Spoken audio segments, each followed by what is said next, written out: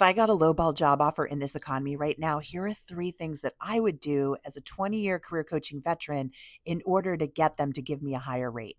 My name's JT. I'm helping thousands of people get new, better paying jobs with advice that helps you understand the psychology of what's happening over on the other side. So let's get into it.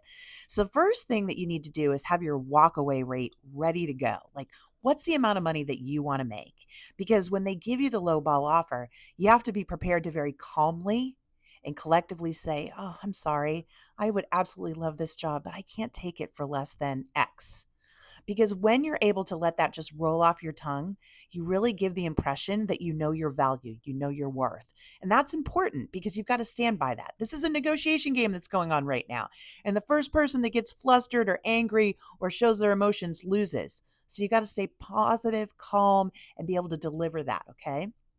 Now, the second thing that I would do and have you do is say to them, I really like you guys. It's called the like you guys strategy, which is, I really like you guys. I would love to work here. And here are three reasons why. So you also should be prepared to give them three reasons why you think they're an awesome company. And then you also want to give them three things that you were so excited to do once you got the job, right? So it might sound something like, I love you guys. I'm so sad because I really think you're great at this, this, and this. And I was so excited to start this job and work on this, this, and this for you. Right? What you're doing there is setting them up to remember the value that you were planning to bring them. Okay. And that's reminding them that you're going to be the one that gets away. Right? Because you were so kind, you were so positive, you're leaving the door open. What most people do at this point is start to try to like defend why they should get more money and get aggressive with that. Doesn't work. They're the buyer. Right now, they have a price in mind and they don't have enough information yet to change their pricing strategy. Okay? So you have to let them go do their homework.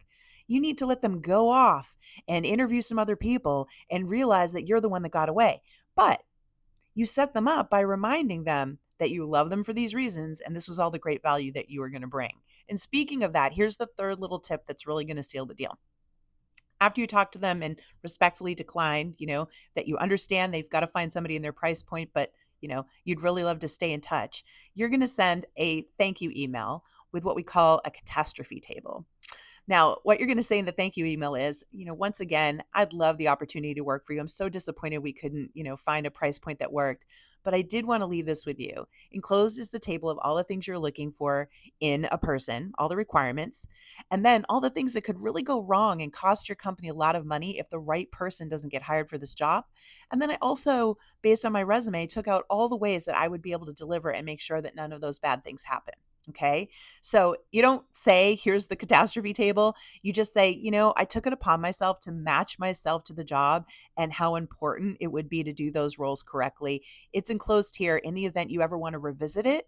If you were able to offer more money, I thought this might help, right? So it's just a very nice value add PDF that you're sending them. This is no different than companies who want to charge more money, giving you a list of reasons why. Remember, people hire people based on the benefits they can provide them, right? So we hire based on emotion. We want to feel like you're going to solve our problem, alleviate our pain. You're the aspirin, right? Not the vitamin. So when you are providing documentation to prove that, you're further reminding us that you're the one that got away. And if we can't go find somebody that fits all this, we could come back to you. We just need to pay you more money. See how you left it open and positive? That's the secret sauce right now. And then you let them go because yes, they might find somebody cheaper, but can I tell you how many times they hire someone cheaper, the person bombs and then they come back to you? And again, you left the door open, right? Or they go looking for like a week or two and they can't get you out of their head and they decide they want to come back and find a way to pay you more money. These are the techniques that are working right now in this market. And it's very different than what most people are doing when they get a lowball job offer. So remember, don't react. Follow these three tips and watch what happens. I'm doing this with my people every single day inside Work It Daily, and it's working like a charm. Folks, if this was helpful, will you help me back? Will you comment down below what you found most helpful or maybe post a question you'd like me to answer here? That's how we get more engagement on these so I can help more people. And speaking of that, I also have a ton of free resources based on all the things that you've asked for linked over here in my bio. So if you click on that, click the link, you can go get instant access to a bunch of resources that can help you with your job search in what is in my opinion, the worst job search market I've ever seen in the 20 plus years I've been doing this. So anything I can do to help you, you let me know. Okay. Good luck, my friends, with those salary negotiations. Go get them.